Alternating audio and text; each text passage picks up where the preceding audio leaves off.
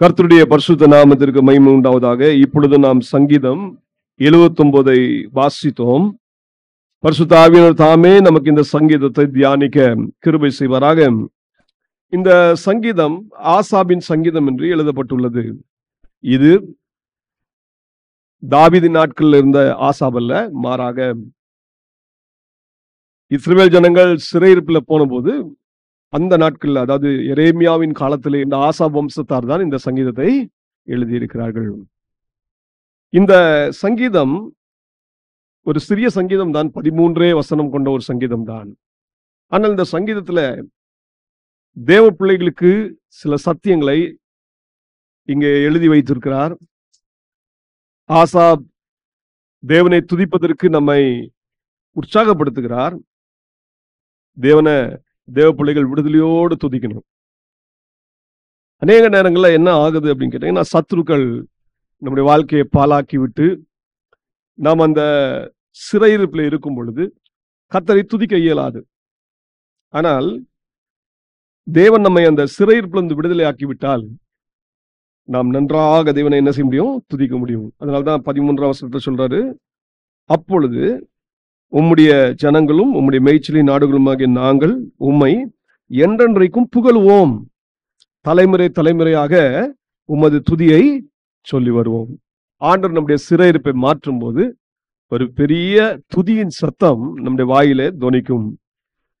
ஆகவே இந்த சங்கீதத்தினுடைய பின்னணி நீங்க பாத்தீங்கன்னா, இது எந்த காலகட்டத்திலே எழுதப்பட்டது என்று சொல்ல போனா, இஸ்ரவேல் ஜனங்கள் சிறையிருப்புல போகிற நாட்கள்ல நடந்த ஒரு சம்பவமாக தான் எனக்கு தோன்றுகிறது. அதாவது பாபிலோனிய அரசன் எருசலேமையும் எருசலேமில் உள்ள ஆலயத்தையும் அழித்த நாட்கள் அது. ஆகவேதான் இங்கே சொல்லப்படுகிறதை கவனிங்க. 3ஆம் வசனம், எருசலேமை சுற்றிலும் அவர்களுடைய இரத்தத்தை தண்ணீரை போல சிந்தினார்கள், அவர்களை அடக்கம் பண்ணுவாரும் இல்லை. அதே போல 1ஆம் வசனத்துல, தேவனே புறஜாதியார் உமது சுதந்திரத்தில் வந்து உமது பரிசுத்த ஆலயத்தை தீட்டுப்படுத்தி எருசலேமை மண்மேடுகளாக்கினார்கள். அப்போ எருசலேமை அழித்த அந்த நாட்களிலே இது எழுதப்பட்ட ஒரு சங்கீதம். இது எரேமியாவும் இதே சங்கீதத்துல இருக்கிற 2 வசனத்தை கவனிச்சீங்கன்னா, 6ஆம் வசனம் 7ஆம் வசனத்தை கவனிச்சீங்கன்னா, இங்க சங்கீதக்காரன் ஜெபிக்கிற, ஆண்டவரே உம்மை அறியாத ஜாதிகள் மேலும் உமது நாமத்தை தொழுது கொள்ளாத ராஜ்யங்கள் மேலும் உம்முடைய உக்கிரத்தை ஊற்றிவிடும், அவர்கள் யாக்கோபை பட்சித்து அவன் குடியிருப்பை பாழாக்கினார்களே என்று இந்த சங்கீதக்காரன் எழுதுகிறார். இதேவனமாய்தான் எரேமியா தீர்க்கதரிசியும் ஆண்டவரை நோக்கி ஜெபித்தார். வாசியுங்கள், எரேமியா அதனுடைய 10ஆம் அதிகாரம் 25ஆம் வசனம், உம்மை அறியாத ஜாதிகள் மேலும் உமது நாமத்தை தொழுது கொள்ளாத வம்சங்கள் மேலும் உம்முடைய உக்கிரத்தை ஊற்றிவிடும், அவர்கள் யாக்கோபை பட்சித்து அவனை விழுங்கி அவனை நிர்மூலமாக்கி அவன் வாசஸ்தலத்தை பாழாக்கினார்களே. இது எரேமியாவின் ஒரு புலம்பல். ஆண்டு சமூகத்துல ஜெபிக்கிறார். எரேமியா வாழ்ந்த நாட்கள் நீங்க கவனிச்சீங்கன்னா, கிறிஸ்துவுக்கு முன் 627 இருந்து 586 வரைக்கும் அவர் அந்த வாழ்ந்த நாட்கள். தீர்க்கதரிசன ஊழியத்தை அவர் ஆரம்பிக்கும் போது அந்த நேரம் எந்த ராஜா அரசாட்சி செய்து கொண்டிருந்தார் தெரியுமா? யோசியா ராஜா அரசாட்சி செய்து கொண்டிருந்தார். யூதாவின் ராஜாவாகிய யோசியாவின் 13வது அவருடைய ஆட்சி காலத்திலே தான் இந்த எரேமியா தீர்க்கதரிசனம் சொல்ல ஆரம்பித்தார். இதுக்கு பிறகு நீங்க பாத்தீங்கன்னா, யூதாவினுடைய ராஜாக்களாகிய யோவகாஸ், யோயாக்கீம், யோயாக்கீன், சிதேக்கியா, இந்த எல்லா ராஜாக்களின் நாட்களிலேயும் அவர் தீர்க்கதரிசனம் உரைக்கிறார். சிதேக்கியா தான் கடைசியாக பாபிலோன் மன்னர் நேபுகாத்நேச்சாரால் சிறைப்பிடிக்கப்பட்டு கொல்லப்படுகிறார். இந்த நாட்களிலே எரேமியா புலம்பி இந்த ஜெபத்தை செய்யறதை நீங்க பாப்பீங்க. அப்ப எதுக்கு சொல்லுகிறேன், இந்த காலகட்டம் எப்படிப்பட்ட காலகட்டம் பாருங்க. இஸ்ரவேல் ஜனங்களுக்கு ஒரு பெரிய தீமை ஆனா இந்த அழிவை குறித்து ஆண்டவர் பேசாமலே இல்ல, முன்னாடியே தீர்க்கதரிசிகளை எழுப்பி பேசிக்கொண்டே இருந்தார். இந்த இஸ்ரவேல் ஜனங்கள் சிறையிருப்புக்கு போனதுக்கு காரணம் என்ன தெரியுமா? இந்த யூதா ஜனங்கள் சிறையிருப்புக்கு போன காரணம், அவர்கள் ஆண்டவரை விட்டு விலகி விக்கிரகாராதனை செய்ய ஆரம்பிச்சாங்க. விக்கிரகாராதனை மாத்திரமல்ல, சீர்கேடான அநேக காரியங்களை அவர்கள் செய்தார்கள். பாவமான காரியங்கள், தேவனை துக்கப்படுத்துகிற காரியங்கள் செய்தார்கள். தேவனுடைய வார்த்தைக்கு கீழ்ப்படியாமல் போனார்கள். ஆகவேதான் அவருடைய வாழ்க்கையில ஒரு பெரிய அழிவு வந்துச்சு. அதுதான் நீங்க சங்கீதம் 78 நீங்க பாத்தீங்கன்னா, இங்கேயும் சங்கீதக்காரன் சொல்றது கவனிங்க. 57ஆம் வசனம், தங்கள் பிதாக்களை போல வழி விலகி துரோகம் பண்ணி மோசம் போக்கும் வில்லை போல் துவண்டு தங்கள் மேடைகளினால் அவருக்கு கோபம் மூட்டி தங்கள் விக்கிரகங்களினால் எரிச்சல் உண்டாக்கினார்கள். தேவன் அதை கேட்டு உக்கிரமாகி இஸ்ரவேலை மிகவும் வெறுத்து தாம் மனுஷருக்குள்ளே போட்ட கூடாரமாகிய சீலோவில் உள்ள வாசஸ்தலத்தை விட்டு விலகி தமது பலத்தை சிறையிருப்புக்கும் தமது மகிமையை சத்ருவின் கைக்கும் ஒப்பு கொடுத்து தமது ஜனத்தை பட்டயத்துக்கு இரையாக்கி தமது சுதந்திரத்தின் மேல் கோபம் கொண்டார். யார் அந்த சுதந்திரம்? இஸ்ரவேல் ஜனங்கள் தான் ஆண்டவருடைய சுதந்திரம். யூதா ஜனங்கள் தான் ஆண்டவருடைய சுதந்திரம். அந்த சுதந்திரத்தின் மேல என் தேவன் கோபம் கொண்டு அவர்களை சத்ருவின் கையில ஒப்பு கொடுத்தார் என்று வேதம் சொல்கிறது. ஏன் தெரியுமா? இந்த ஜனங்கள் ஆண்டவரை விட்டு விலகி ஆண்டவருடைய வார்த்தைக்கு கீழ்ப்படியாமல் போனார்கள். இந்த எரேமியா தீர்க்கதரிசி மாத்திரமே யூதா ஜனங்கள் மத்தியில 40 ஆண்டு காலம் அவர் தீர்க்க தரிசனம் உரைத்தார். அந்த 40 ஆண்டு காலம் தீர்க்க தரிசனம் உரைத்தாரு. இந்த ஜனங்கள் கேட்டாங்கன்னு நினைக்கிறீங்க? கீழ்ப்படிஞ்சாங்கன்னு நினைக்கிறீங்களே? கீழ்ப்படியவே இல்லை. கீழ்ப்படியாத காரணத்தினால நேபுகாத் நேச்சார் என்ன செய்தான் தெரியுமா? எருசலேமை முற்றிலும் அழித்து போட்டான். எருசலேமில் இருக்கிற ஆலயத்தை தீக்கிரையாக்கினார். தேவனை துதிக்க வேண்டிய பிள்ளைகள் இப்பொழுது சிறையிருப்பிலே போய்விட்டார்கள். இன்னைக்கு தேவ பிள்ளைகளே, நம்முடைய வாழ்க்கையிலும் தேவனுடைய வார்த்தைக்கு நம்ம செவி கொடுக்காம போனோம்னா, கீழ்ப்படியாம போனோம்னா, நம்முடைய வாழ்க்கையில சிறையிருப்பு வரும் என்பதை கவனத்தில் கொள்ளுங்கள். சத்ரு நம்மை அழித்தே போடுவார். தேவன் அதற்கு ஒப்பு கொடுத்து விடுவார். நம்ம ரொம்ப கவனமா இருக்கு. நம்முடைய ஆண்டவர் அன்புள்ள தேவன் தான். அதே போல நீதியுள்ள தேவனும் மறந்து விடவே கூடாது. தேவனை ஆராதிக்க வாரோம். நம்ம எப்பவுமே ஒரு காரியத்தை நினைப்போம், ஆண்டவரே நான் உமக்கு கீழ்ப்படிந்து நடப்பேன், உம்முடைய வார்த்தைக்கு கீழ்ப்படிந்து நடப்பேன். தேவன் சொன்னாரு, என் வார்த்தைக்கு ஒரு மனிதன் கீழ்ப்படிந்து நடந்தால் அவனை நான் பாதுகாப்பேன், சத்ருவின் கையிலிருந்து விலக்கி பாதுகாப்பேன். ஒரு வசனத்தை எனக்காக வாசிங்க. யாத்திரையாகும் 23ஆம் அதிகாரம் 20ஆம் வசனம் முதல் 22ஆம் வசனம் வரை.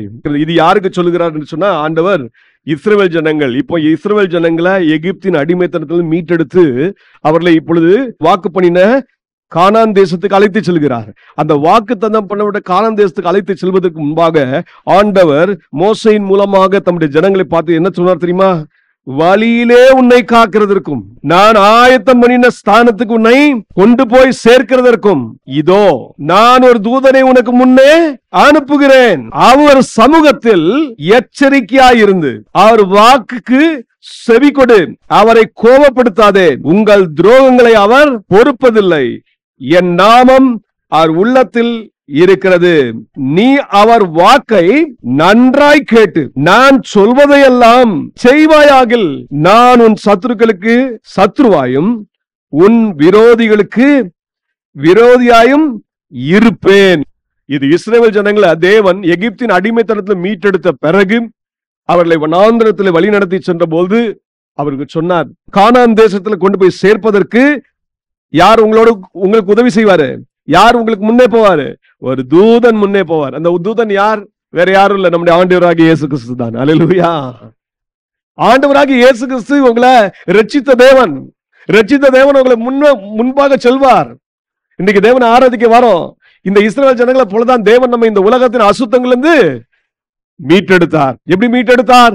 என்றைக்கு நாம் ஆண்டவராகிய இயேசு கிறிஸ்து குறித்த அறிவை நம்ம பெற்றோமோ, அறிவை பெற்று அவருடைய சுவிசேஷத்துக்கு நாம் எப்பொழுது கீழ்ப்படிந்தோமோ, கீழ்ப்படிந்த உடனே என் ஆண்டவராகிய இயேசு கிறிஸ்து தம்முடைய இரத்தத்தினால் நம்மை சுத்திகரித்து பரிசுத்தமாக்கி தம்முடைய பிள்ளையாய் மாற்றி இருக்கிறார். மாற்றி இப்பொழுது நம்மை வாக்கு பண்ணப்பட்ட பரம கானானுக்கு அழைத்து செல்ல விரும்புகிறார். இந்த பரலோக ராஜ்யத்துக்கு அழைத்து செல்ல விரும்புகிறார். ஆனால் இந்த வனாந்திர யாத்திரையிலே இயேசு நமக்கு முன்பாக செல்கிறார். இயேசு நமக்கு முன்பாக செல்லும் போது ஆவியானவர் நமக்கு குறிப்பிடுகிற காரியம் என்ன? இந்த வனாந்திர யாத்திரையிலே பரலோகத்துக்கு செல்லுகிற நாம் அவர் சமூகத்தில் எப்படி இருக்கணும் தெரியுமா? எச்சரிக்கையா இருக்கணும், ரொம்ப கவனமா இருக்கணும். இயேசுவை ஆராதிக்க வாரோம். ஆண்டவராக இயேசு கிறிஸ்து தம்முடைய சொந்த ரத்தத்தால் கழுவி சுத்திகரித்த பிறகு நம்ம எங்க கொண்டு சேர்த்துட்டாரு? தம்முடைய சபையிலே சேர்த்து கொண்டார். சபையில என்ன உங்களுக்கு கொடுக்கப்படுகிறது? உபதேசங்கள் கொடுக்கப்படுகிறது. அந்த உபதேசங்களுக்கு சுத்திகரிக்கும்.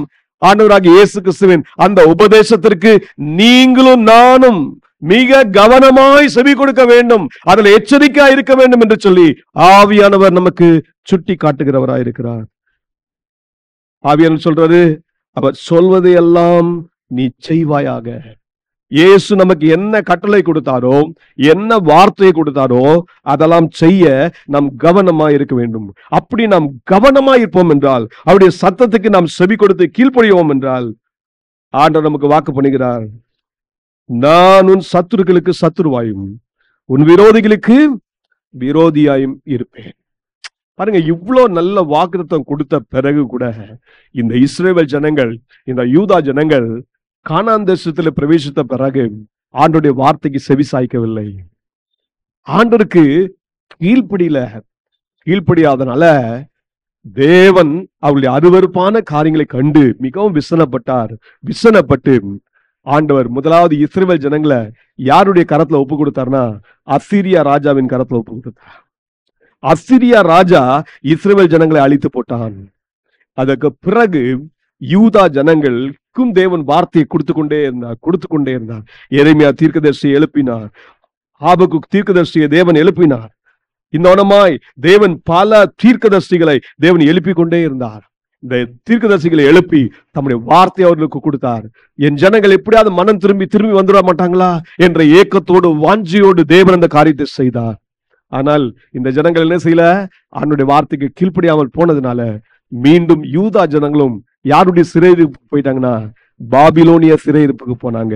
நேபுகாத் நேச்சார் என்ற அந்த கொடிய அரசன் எருசலேமையே முற்றிலும் அழித்து போட்டான். எருசலேமில் இருக்கிற ஆலயத்தை தீக்கிரை ஆக்கினான். இந்த சம்பவம் தான் இந்த சங்கீதத்தின் பின்னணி. நல்லா கவனிங்க, இந்த யூதா ஜனங்கள் இப்படி பாலாக்கப்பட்டார்கள். அதை தான் இங்கே சங்கீதக்காரன் குறிப்பிட்டு எழுதுகிறவராயிருக்கிறார்.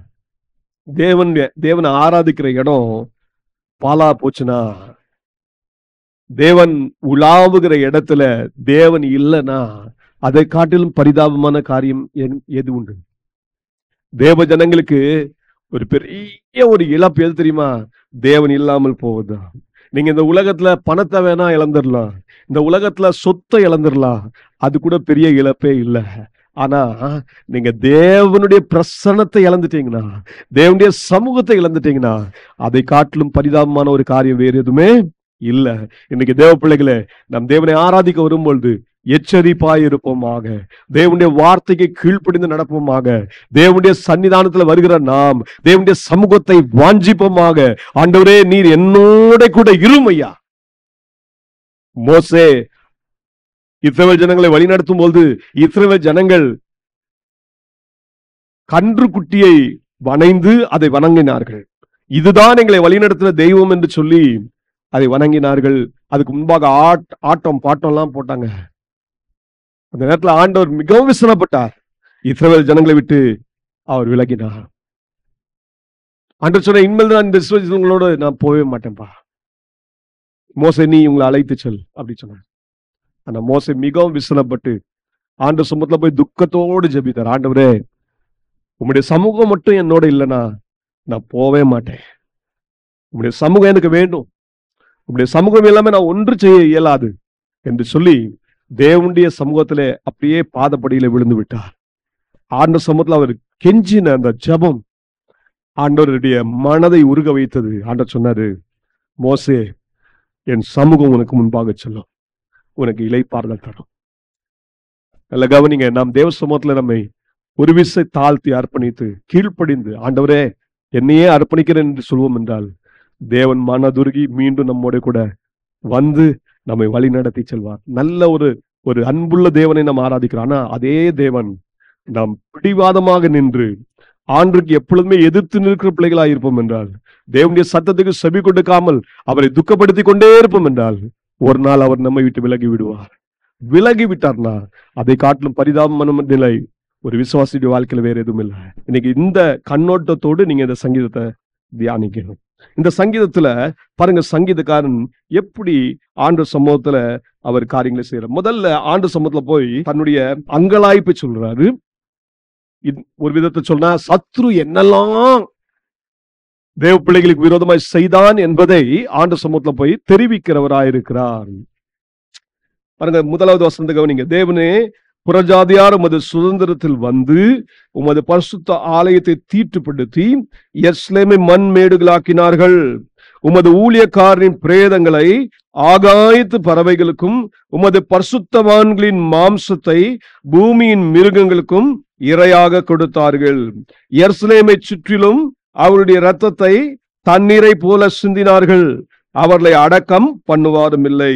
எங்கள் அயலாருக்கு நிந்தையும் எங்கள் சுற்றுப்புறத்தாருக்கு பரியாசமும் சக்கந்தமும் மானோம். இந்த நிலைய பேசுறார். சத்ரு தேவனுடைய பிள்ளைகளுடைய வாழ்க்கையில நடப்பித்த அழிவை குறித்து அவர் பேசுகிறார். தேவனுடைய பரிசுத்த ஸ்தலத்தை எவனமாக அவன் அழித்து போட்டான் என்பதை ரொம்ப வேதனையோடு ஆண்டு சமூகத்தில் தெரிவிக்கிறவராயிருக்கிறார். பாருங்க, இந்த சத்ரு என்ன செய்திருக்கிறான்? இவன் தேவனுடைய சுதந்திரத்தில், அதாவது தேவனுடைய சுதந்திரம் இஸ்ரவேல் ஜனங்களுக்கு எதுன்னு கேட்டீங்கன்னா கானான் தேசம். கானான் தேசம் இஸ்ரவேல் ஜனங்களுக்கு ஒரு மிக மதிப்பிற்குரிய மிக மேன்மையான ஒரு இடம். அது அவர்களுக்கு ஒரு பரிசுத்தமான ஒரு ஸ்தலம். ஏனென்றால் அந்த கானான் தேசத்திலே தான் எருசலேம் என்ற ஒரு நகரம் இருக்கிறது. அந்த எருசலேமில் தான் பரிசுத்த ஆலயம் இருக்கிறது. இது யூதர்களுக்குள்ள ஆலயம் அது ஒன்றுதான். ஆகவேதான் இஸ்ரவேல் ஜனங்கள் வருஷத்துல 3 முறை எருசலேமில் உள்ள தேவாலயத்துக்கு சென்று ஆண்டவரை பணிந்து கொள்வார்கள், ஆண்டவரை தொழுகை செய்வார்கள், ஆண்டவருக்கு பலியிடுவார்கள். அப்படிப்பட்ட ஒரு அவங்களுடைய உணர்வோடு சம்பந்தப்பட்ட ஒரு இடம் தான் அந்த கானான், அந்த எருசலேம், அந்த பரிசுத்த நகரம். ஆனா அந்த பரிசுத்த நகரத்தை சத்ரு என்ன செய்து விட்டான்? அவன் அதற்குள்ளே பிரவேசித்து அந்த பரிசுத்த ஆலயத்தை தீட்டுப்படுத்தி விட்டான். அதை மண்மேடாய் மாற்றிவிட்டான். அது மட்டும் செய்யல, அவன் அடுத்த ஒரு காரியத்தை செய்தான். அந்த பரிசுத்த நகரத்தில் வாழ்கிற தேவ பிள்ளைகளை, பரிசுத்தவான்களை, தேவனுடைய மக்களை அவன் என்ன செய்தான்? அவன் அழித்தே போட்டான், கொன்றே போட்டான். கொன்று போட்டது மாத்திரம் இல்லைங்க, அவருடைய ரத்தத்தை எப்படி செஞ்சானா? தண்ணீரை போல ஊற்றினான். அவர்களுடைய மாம்சத்தை, பிரேதத்தை என்ன செய்திருக்கிறான்? ஆகாயத்து பறவைகளுக்கும் பூமியின் மிருகங்களுக்கும் இரையாக கொடுத்துட்டான். எப்படிப்பட்ட ஒரு பரிதாபமான ஒரு நிலை என்பதை கவனித்து பாருங்கள். தேவ ஜனங்களுக்கு ஏற்பட்ட ஒரு பெரிய சரிவு, ஒரு பெரிய இழப்பு. சங்கீதக்காரன் மிக வேதனையோடு குறிப்பிடுகிறார். அதனால்தான் என்ன நடந்துச்சா, இஸ்ரவேல் ஜனங்கள் என்றால் தேவனுடைய ஜனங்கள், ஜீவனுள்ள தேவனுடைய பிள்ளைகள். அந்த பிள்ளைகள் மற்றவர்களுக்கு முன்பாக என்ன ஆயிட்டாங்கன்னு பாத்தீங்கன்னா, அவருடைய அயலாருக்கு, அவருடைய பக்கத்து மக்களுக்கு, அவர்களுக்கு, அவருடைய நெய்பர்ஸ்க்கு என்னவா மாறிட்டாங்க? நிந்தையும் சுற்றுப்புறத்தாருக்கு பரியாசமும் சக்கந்தமும் ஆனோம். ஆண்டவர் இவர்களை இதற்காக தெரிந்து கொண்டார். உபாகமத்தை வாசிக்கிறீங்க, தேவன் தம்முடைய ஜனங்களை பார்த்து சொன்னாரு, நான் உங்களை என் ஜனமாக தெரிந்து கொண்டேன். நீங்க கொஞ்சம் ஜனமா இருக்கும்போது தான் உங்களை தெரிந்து கொண்டேன். எதுக்காக தெரிந்து கொண்டேன்? பூமியிலே உங்களை என் புகழ்ச்சியாக நான் வைக்க விரும்புகிறேன். நீங்க புகழ்ச்சியா இருப்பீங்க. ஆண்டவர் இவர்களை புகழ்ச்சியா வைக்கணும் விரும்பினாரு. ஆனா இவருடைய நிலைமை எப்படி ஆயிட்டுனா, இவன் மற்றவர்களுக்கு பார்வையில நிந்தைக்குள்ளானாங்க, பரியாச ஒரு பொருளா மாறிட்டாங்க. மற்றவர்கள் பரியாசம் பண்ணுகிறாங்க, சக்கந்தமா மாறுறாங்க. இதுதான் மிக வேதனையோடு இந்த சங்கீதக்காரன் குறிப்பிட்டு சொல்றாரு. ஆண்டவர்கிட்ட கெஞ்சுறாரு, எது வரைக்கும் கர்த்தாவே? 5ஆம் வசனத்துக்கு நீங்க, எது வரைக்கும் கர்த்தாவே நீர் என்றைக்கும் கோபமா இருப்பீரோ? உம்முடைய எரிச்சல் அக்னியை போல எரியுமோ? தேவ ஜனங்கள் மேல ஒரு உக்கிர கோபம் இறங்கி இருக்கு. யாருடைய கோபம் இறங்கி இருக்குன்னு சங்கீதக்காரன் சொல்றாரு?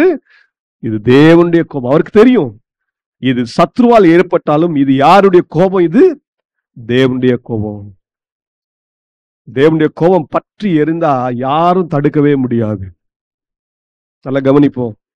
ஒரு நாள் தேவனுடைய கோபத்துக்கு மாத்திரம் இடம் கொடுத்துடாதீங்க. தேவன் மிகவும் அன்புள்ளவர். அதே போல அவர் கோபப்பட்டார் என்றால், அவர் எரிச்சல் பட்டார் என்றால், நாம் அதற்கு முன்பாக நிற்கவே இயலாது. ஆகவே சியோனுக்கு போகிறவர்கள் தேவனை எப்பொழுதுமே எப்படி ஆராதிக்கணுமா? பயத்தோடும் பக்தியோடும் ஆராதிக்கணும். அதற்கு என்ன செய்யணும்? தேவனுடைய கிருபையை பற்றி கொள்ள வேண்டும். தேவனுடைய கிருபை யாருக்கு கிடைக்கும்? எந்த மனிதன் மனத்தாழ்மையோடு இருக்கிறானோ, எந்த மனிதன் தன்னுடைய சரீரத்தை தேவனுடைய பலிபீடத்துல ஜீவ பலியாக ஒப்பு கொடுக்கிறானோ, அந்த மனிதனுக்கு மாத்திரமே அது கிடைக்கும். ஆகவேதான் சியோனுக்கு போகிறவர்களுக்கு ஒரு எச்சரிப்பின் சத்தத்தை எபிரேய ஆக்கியம் சொல்லுகிறதை நாம் கவனிக்கணும். எபிரேயர் 12ஆம் அதிகாரம் அதனுடைய 28ஆம் வசனம் 29ஆம் வசனம், ஆதலால் அசைவில்லாத ராஜ்யத்தை பெறுகிறவர்களாகிய நாம் பயத்தோடும் பக்தியோடும் தேவனுக்கு பிரியமாய் ஆராதனை செய்யும்படி கிருபையை பற்றி கொள்ள கடவோம். நம்முடைய தேவன் பட்சிக்கிற அக்னியாய் இருக்கிறாரே. நம்முடைய தேவன் அன்புள்ளவர் தாங்க. ஆனா அடுத்த ஒரு சுபாவத்தை நீங்கள் புரிந்து கொள்ள வேண்டும். அவர் பட்சிக்கிற அக்னியாய் இருக்கிறாரே. யாருக்கு பட்சிக்கிற அக்னியாய் இருக்கிறார்? அவருடைய சத்தத்துக்கு செவி கொடுக்காமல், அவருக்கு எதிர்த்து நிற்கிறவர்கள், அவருக்கு கீழ்ப்படியாமல் இருக்கிறவர்கள், அவர்கள் மேல் என் தேவன் பட்சிக்கிற அக்னியாய் இருக்கிறார். ஆகவேதான் இஸ்ரவேல் ஜனங்களுக்கும் ஆண்டவர் மோசையின் மூலமாக சொன்னார், நீ இயேசு கிறிஸ்துவுக்கு முன்பாக எப்படி இருக்கணும்? எச்சரிக்கையா இருக்கணும். அப்படி வார்த்தைக்கு செவி கொடுத்து நீ நடக்கணும். அதனால்தான் சங்கீதக்காரன் சொல்ற, ஆண்டவரே எது வரைக்கும் நீங்க எங்க மேல் கோபமா இருப்பீங்கப்பா? எது வரைக்கும் எரிச்சல் எங்கள் மேல் இருக்கும்? ஆண்டவரை இரக்கம் பாராட்டுங்க என்று சொல்லி ஆண்ட சமூகத்துல இரக்கத்துக்காக கெஞ்சிட்டு இதுக்கு அப்பதான் அவர் ஜபத்தை ஆரம்பிக்கிறார். 6ஆம் வசனம் முதல் 13ஆம் வசனம் வரைக்கும் வாசித்தீங்கன்னா, இங்க சங்கீதக்காரன் ஜபத்தை தேவ சமூகத்துல ஏறெடுக்கிறவராயிருக்கிறார். என்ன சொல்றாரு? 6ஆம் வசனம், உம்மை அறியாத ஜாதிகள் மேலும் உமது நாமத்தை தொழுது கொள்ளாத ராஜ்யங்கள் மேலும் உம்முடைய உக்கிரத்தை ஊற்றிவிடும். அவர்கள் யாக்கோபை பட்சித்து அவன் குடியிருப்பை பாழாக்கினார்களே. முதலாவது அவர் ஜபம் ஏறெடுக்கிறார். என்ன ஜபம் ஏற்பட? ஆண்டவரே உம்முடைய கோபத்தை எங்கள் மேலிருந்து திருப்பிருங்க. திருப்பிட்டு அது யார் பக்கம் திருப்பிருங்க? உம்மை அறியாத உம்மை தொழுது கொள்ளாத மக்கள் மத்தியிலே திருப்பிருங்க. அப்போ இவங்க சத்துக்கள் யாருன்னு கேட்டீங்கன்னா, தேவனை அறியாதவர்கள் ஒண்ணு. இரண்டாவது, அவர்கள் தேவனுடைய நாமத்தை தொழுது கொள்ளாத நபர்கள் தான் இந்த சத்துருக்கள். பாபிலோனிய அரசராயிருக்கலாம், அசீரியா அரசராயிருக்கலாம், அந்த அசீரியா மக்களா இருக்கலாம், பாபிலோனிய மக்களா இருக்கலாம். இவர்கள் தேவனை அறியாதவர்கள், இவர்கள் தேவனுடைய நாமத்தை தொழுது கொள்ளாதவர்கள். அவர்கள் மூலமாக தான் தேவன் தம்முடைய கோபத்தை யார் மேல் கொண்டு வந்தாரு? தம்முடைய பிள்ளைகள் மேல கொண்டு வந்தார். இப்போ சங்கீதக்காரன் சொல்றாரு, ஆண்டவரே அவர்கள் மேல் அதை திருப்பிவிடும். ஏன்னா இவங்க யாக்கோபை பட்சித்து இருக்கிறாங்க. அவங்க குடியிருப்பை என்ன செஞ்சிட்டாங்க? பாழாக்கிட்டாங்க, முற்றிலுமா நாசம் பண்ணிட்டாங்க. இன்னைக்கு நம்முடைய ஜெபம், ஆண்டவரே எங்கள் மேலிருந்து கோபத்தை என்ன செஞ்சிருங்க? நீக்கிருங்கன்னு இருக்கணும். பழைய ஏற்பாட்டு பரிசுத்தவான்கள் இப்படி ஜெபித்தார். இன்னைக்கு நமக்கு யார் சத்ரு? நம்முடைய சத்ரு யார்? பிசாசு தான். அவன் நமக்கு விரோதமாக எழும்பி நம்மை அழிக்கிறான். பிசாசுடைய தந்திரம் என்னன்னா, தேவ பிள்ளைகளை அவன் ஆவிக்குரிய ஜீவியத்துல வீழ்ச்சி அடைய செய்வது. இதுதான் அவனுடைய நோக்கம். நம்முடைய ஆண்டவருடைய நோக்கம் என்ன? ஒரு மனிதனும் கெட்டு போக கூடாது. ஆனா நல்ல மனிதர்களா மாறின ரட்சிக்கப்பட்ட மனிதர்ல வீழ்த்த வேண்டும் என்பதுதான் பிசாசின் நோக்கம். அவன் தேவனுக்கு பயப்படாதவன், அவன் தேவனுக்கு தொழுது கொள்ளாதவன். சும்மா நடுங்குவான், ஆனா தேவனுடைய வார்த்தைக்கு என்ன செய்ய மாட்டான்? கீழ்ப்படியவே மாட்டான். அதான் பிசாஸ். அந்த பிசாசுடைய நோக்கமே தேவ பிள்ளைகளை அழிப்பதுதான். நம்ம இன்னைக்கு என்ன ஜெபம் பண்ணோம்? ஆண்டவரே எங்கள் சத்துருக்களுடைய அந்த கோபத்திலிருந்து எங்களை பாதுகாத்து, ஆண்டவரே எங்களை விடுதலையாக்கி எங்களை காப்பாற்றும். உங்களுடைய இரக்கங்கள் எங்கள் மேல் இருக்கட்டும். இதுதான் உங்களுடைய முதல் ஜபமா இருக்கும். ஏன்னா பிசாசுக்கும் அவனுடைய தூதனுக்கும் தேவன் பெரிய அக்னி கடையிலேயே ஆயத்தம் பண்ணி வச்சிருக்காரு. அதுக்கு பேர் தான் நரகம். நீங்க சொன்னாலும் சொல்லாட்டாலும் அவர் அங்கதான் தள்ளப்படுறார் அவனை. ஆகவே நாம் ஜபிக்க வேண்டியது என்ன? ஆண்டவரே பிசாசின் தந்திரங்களிலிருந்து நான் பாதுகாக்கப்பட்டு, பிசாசின் அவனுடைய கண்ணிக்கு என்னை விலக்கி காத்து என்னை பாதுகாத்துள்ளோம். என் மேல இருக்கிற கோபத்தை நீக்குங்க, என் மேல் இரக்கமாயிரும். இதுதான் நம்முடைய முதல் ஜெபமா இருக்கணும். ரெண்டாவது பாருங்க, 8ஆம் வசனத்தை கவனிங்க. பூர்வ காலத்து அக்கிரமங்களை எங்களுக்கு விரோதமாக நினையாதையும் உம்முடைய இரக்கங்கள் சீக்கிரமாக எங்களுக்கு நேரிடுவதாக நாங்கள் மிகவும் தாழ்த்தப்பட்டு போனோம். பூர்வ காலத்து அக்கிரமங்களை என்ன செய்யாதீங்க, எங்களுக்கு விரோதமாக நினைச்சிடாதீங்க. இப்ப சங்கீதக்காரன் நினைச்சு பாக்குற பூர்வ காலத்து பாவம் என்னெல்லாம் பூர்வ காலத்து பாவம் அக்கிரமம் செஞ்சாருங்க. இஸ்ரவேல் ஜனங்க எகிப்துல இருந்து விடுதலை ஆன உடனே முதல் அக்கிரமம் செஞ்சது என்னது? பொன் கன்றுக்குட்டி உண்டாக்கி வணங்கினாங்க. விக்கிரகாராதனை செஞ்சாங்க. ஆண்டவரை சேவிக்காம தங்களுடைய கரத்தால் உருவாக்கப்பட்ட ஒரு பொருளை சேவிக்க ஆரம்பிச்சாங்க. அதனால பெரிய அழிவையும் சந்திச்சாங்க. இதே போல இதற்கு பிறகு நீங்க பாருங்க, கானான் தேசத்தை பிரவேசித்த இஸ்ரவேல் ஜனங்களும் தேவனுடைய வார்த்தைக்கு செவி கொடுக்காம விக்கிரகத்துக்கும் பலவிதமான பாவ செயல்களுக்கும் ஈடுபட்டதுனால தேவனுடைய கோபம் இஸ்ரவேல் ஜனங்கள் மேல வந்துச்சு. அதற்கு பிறகு யூதா ஜனங்கள் மேல வந்துச்சு. அப்போ சங்கீதக்காரன் சொல்றாரு, பூர்வ காலத்து அக்கிரமங்களை எங்களுக்கு விரோதமாக நினையாது அப்படின்னு. ஆண்டவரே, எங்க பூர்வ காலத்து அக்கிரமம் எனக்கு தெரியுது, எங்களுடைய சிறையிருப்புக்கு காரணம் என்ன? எங்க பாவம் தான், எங்க அக்கிரமம் தான் என்பதை ரொம்ப தெளிவாக சொல்லுகிறார். சங்கீதக்காரருக்கு நல்லா தெரியுது, எங்கள் அக்கிரமம் தான் உம்மை கோபப்படுத்தினது, எங்களுடைய பாவம் தான் உம்மை கோபப்படுத்தினது. அதனால என்ன சொல்றாரு? ஆண்டவரே, எங்களுடைய அக்கிரமத்தை நீ மன்னிப்பீராக, எங்களை பரிசுத்தப்படுத்துவீராக என்று சொல்லி 9ஆம் வசனத்தை கவனிங்க. எங்களை ரட்சிக்கும் தேவனே, நீர் உமது நாமத்தின் மகிமை நிமித்தம் எங்களுக்கு உதவி செய்து உமது நாமத்தின் நிமித்தம் எங்களை விடுவித்து எங்கள் பாவங்களை நிவர்த்தியாக்கும். ஆண்டவரே, எங்க பாவங்கள் எல்லாம் நீ நிவர்த்தியாக்கும். எது நிமித்தம்? உம்முடைய நாமத்தின் நிமித்தம். ஆண்டுடைய இரக்கங்களை சார்ந்து கொள்கிறார். தன்னுடைய நற்கிரியை சார்ந்து கொள்ள, தன்னுடைய பலத்தை சார்ந்து கொள்ள அவர் எதை சார்ந்து கொள்றாரு?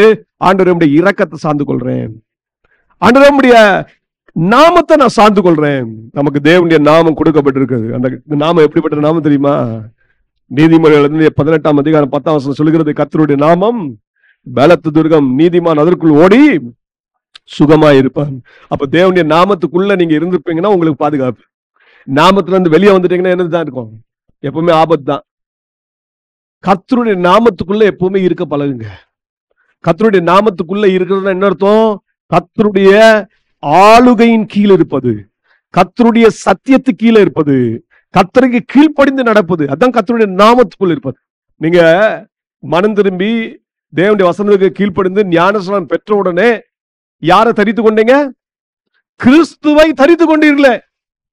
ஞானஸ்நானத்துல நீங்க கீழ்ப்படுகிற அந்த ஒரு காரியத்தினால, நீங்க தேவனுடைய வார்த்தைக்கு செவி கொடுக்கிறதுனால நீங்க கிறிஸ்துவை தரித்துக் கொள்கிறீர்கள்.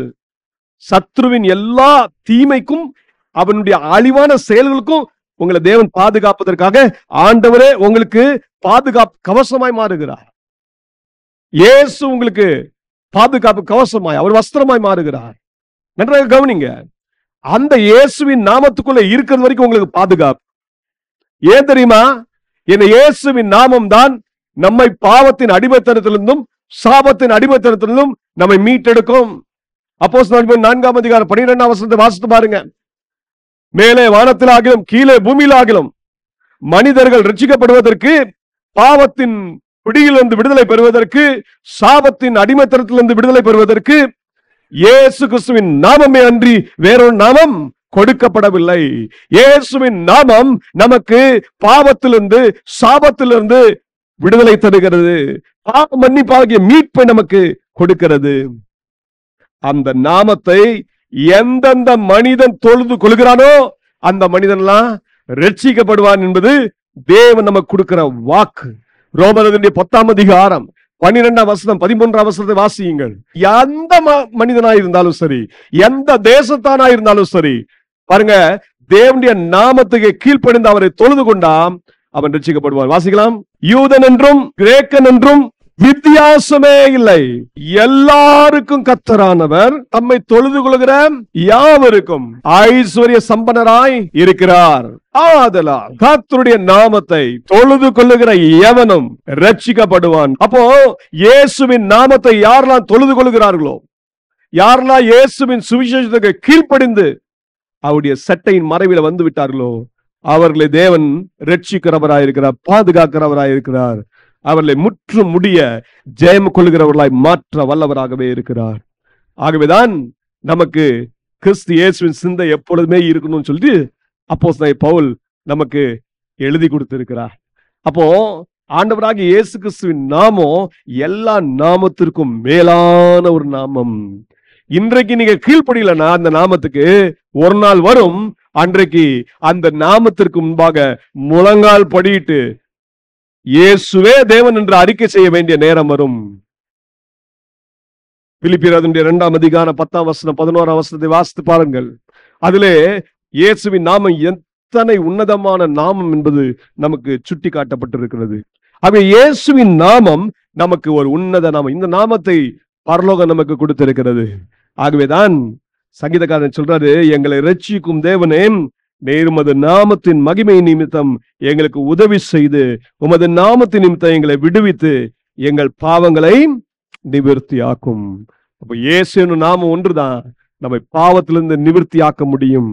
ஏன்னா இயேசு யார் தெரியுமா? நம்முடைய பாவத்தை நிவர்த்தி செய்வதற்கான கிருபாதார பலி. பாத்தீங்க 1 யோவான் 2ஆம் அதிகாரம் 2ஆம் வசனம், நம்முடைய பாவங்களை நிவர்த்தி செய்கிற கிருபாதார பலி அவரே. அதாவது ஆண்டவராகிய இயேசு கிறிஸ்துவே நம்முடைய பாவங்களை மாத்திரமல்ல, சர்வலோகத்தின் பாவங்களையும் நிவர்த்தி செய்கிற பலியாயிருக்கிறார். நல்லா கவனிப்போம். நமக்கு மாத்திரமல்ல, எல்லா மனிதருக்காகவும் இயேசு கல்வாரி சிலுவையில மரித்தார். அவருடைய இரத்தம் இன்றும் நம்மை பாவத்தின் அடிமைத்தனத்திலிருந்து சாபத்தின் அடிமைத்தனத்திலிருந்தும் விடுதலையாக்க அது வல்லமையுள்ளதாக இருக்கிறது. ஆகவேதான் இங்கே சங்கீதக்காரன் ஆண்டுடைய நாமத்தை பற்றி கொண்டவராய் அவர் ஜெபிக்கிறார். இப்படி ஜெபிச்ச பிறகு அடுத்த ஒரு ஜெபம் செய்யறா பாருங்க. அவருடைய தேவன் எங்கே என்று புறஜாதிகள் சொல்வானேன், உமது ஊழியக்காரருடைய சிந்துண்ட ரத்தத்தின் பழிவாங்குதல் ஜாதிகளுக்குள்ளே எங்கள் கண்களுக்கு முன்பாக விளங்கும்படி செய்யும். அடுத்த ஜெபம் என்ன செய்யற? ஆண்டவரே, எங்களுக்கு நீதி செய்யும். நாமே சத்ருவ பழி வாங்க கூடாது. பழி வாங்குதல் யாருடையது? கர்த்தருடையது. ஒரு மனிதனுடைய ரத்தம் சிந்தப்பட்டா அந்த ரத்தத்துக்கு ஒரு பழி வாங்குதல் இருக்க. வாசிங்க ஆதியாகமம் 9ஆம் அதிகாரம் 6ஆம் வசனம். மனுஷன் தேவ சாயலில் உண்டாக்கப்பட்டபடியால் மனுஷனுடைய ரத்தத்தை எவன் சிந்துகிறானோ அவனுடைய ரத்தம் மனுஷனாலே சிந்தப்படுகிறது. இது ஆண்டவர் கொடுத்த கட்டளை. மனுஷனை எவன் கொலை செய்யறானோ அந்த மனுஷனுடைய ரத்தமும் சிந்தப்படும், அவனும் கொல்லப்படுவான். அப்போ ஆண்டவர் சரியாக நியாயம் செய்கிறவர். சங்கீதங்களின் புத்தகம் 94ஆம் அதிகாரம் 1ஆம் வசனத்தை வாசித்தீங்கன்னா சங்கீதக்காரன் சொல்வாரு, நீதியை சரி கட்டுகிற தேவனாகிய கர்த்தாவே, நீதியை சரி கட்டுகிற தேவனே பிரகாசியம் பிரகாசியம். இன்னைக்கு நம்ம ஆராதிக்கிற தேவன் எப்படிப்பட்ட தேவன் தெரியுமா? நீதியை சரி கட்டுகிற தேவன். அவர் நீதியுள்ளவர். நமக்கு விரோதமாக அவர் தீமை நடக்கும் போது சும்மா பார்த்து கொண்டிருக்கிறவர் அல்ல, அதுக்கு நீதி நிச்சயம் செய்வார்.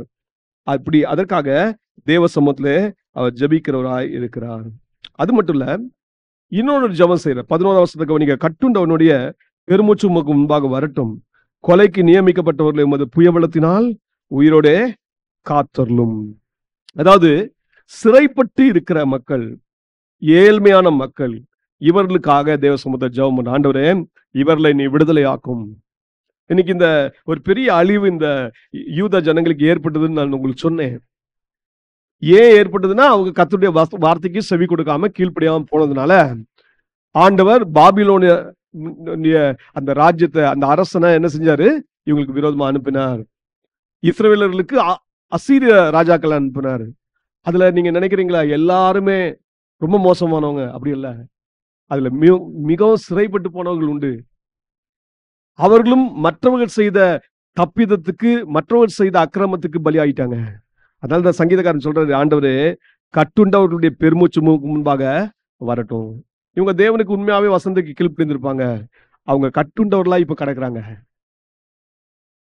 யார் யாரெல்லாம் ஆண்டவருடைய வார்த்தைக்கு செவி கொடுத்தார்களோ, சிதேக்கியா ராஜன் நாட்கள்ல சொல்றேன், எரேமியா சொன்னார் சிதேக்கியா ராஜாவை பார்த்து, சிதேக்கியா, நீ ஆண்டவருடைய வார்த்தைக்கு கீழ்ப்படிந்து என்ன செய்? பாபிலோன் ராஜ்யத்துக்கு முன்பாக உன்னை சமர்ப்பணம் செஞ்சிரு. இந்த மனுஷன் கேட்கல. கேட்காதனால நேபுகாத்நேச்சாரால் கொல்லப்பட்டார். ஆனா அநேக மக்கள் ஆண்டவருடைய வார்த்தைக்கு செவி கொடுத்து பாபிலோன் ராஜாவுக்கு முன்பாக தங்களை சமர்ப்பணம் செய்தாங்க. பாபிலோன் ராஜா என்ன செஞ்சா, அவங்களை சிறை பிடிச்சு அவங்களை கொண்டு போறான். அப்போ இங்க சங்கீதக்காரர் என்ன சொல்றாரு, ஆண்டவரே கட்டுண்டவர்களுடைய பெருமூச்சு முன்பாக வரட்டும், கொலைக்கு நியமிக்கப்பட்டவர்களை உமது புயபலத்தினால் உயிரோடே காத்தரணும். ஏன்னா இவர்கள் தேவனுடைய வார்த்தைக்கு கீழ்ப்படுகிற பிள்ளைகள் தான். ஆனா இப்போ சத்துருடைய சிறையிருப்புல வந்துட்டாங்க. அது மட்டுமல்ல, சில பேரை கொலைக்கு நியமிச்சுட்டான். ஆண்டவரே அவர்களை என்ன செய்யும், நீங்க விடுதலையாக்கும் என்று சொல்லி சங்கீதக்காரன் இங்கே அவர்களுக்காக ஜெபிக்கிற ஒரு மனிதனாய் காணப்படுகிறார். ஆண்டவரே இப்படிப்பட்ட மக்களுக்கு ஒரு தப்பிக்கும் வழியை ஏற்படுத்துங்க என்று சொல்லி ஜெபிக்கிறவராய் காணும். அது மட்டும் இல்ல, 12ஆம் வசனத்தை கவனிங்க. ஆண்டவரே எங்கள் அயலார் உம்மை நிந்தித்த நிந்தையை ஏலத்தனையாக அவருடைய மடியிலே திரும்ப பண்ணும். சத்ரு இப்படி எல்லாம் வேலை செஞ்சதுனால மற்றவங்க என்ன செஞ்சாங்க, நிந்திச்சாங்க. பெருமை கொண்டு தேவ ஜனங்களை ஏளனம் பண்ணினாங்க. ஆண்டவரே அந்த நிந்தைய அவங்களுக்கு ஏலத்தனையா என்ன செய்யும், அவங்க மடியிலே திரும்ப பண்ணும். ஆண்டவர் நம்ம நிந்தனைக்குள்ளேயே வைக்க மாட்டார்.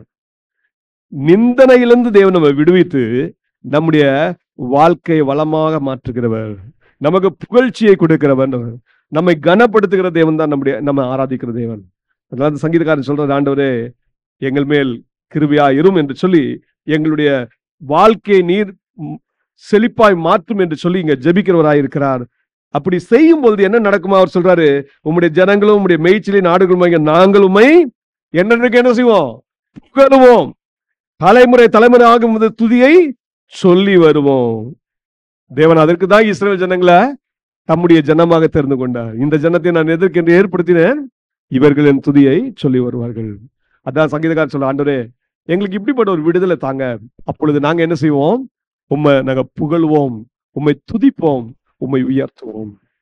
கர்த்தர் அந்த கிருபைகளை நமக்கு தருவாராக. நம்முடைய வாழ்க்கையிலும் நாம் ஆண்டவருடைய வார்த்தைக்கு செவி கொடுத்து நாம் ஜீவிப்போம் என்றால் சத்ரு நம்மேல் ஒரு நாளும் கை போடவே முடியாது. நம் நிந்தைக்குள்ளே ஆக மாட்டோம்.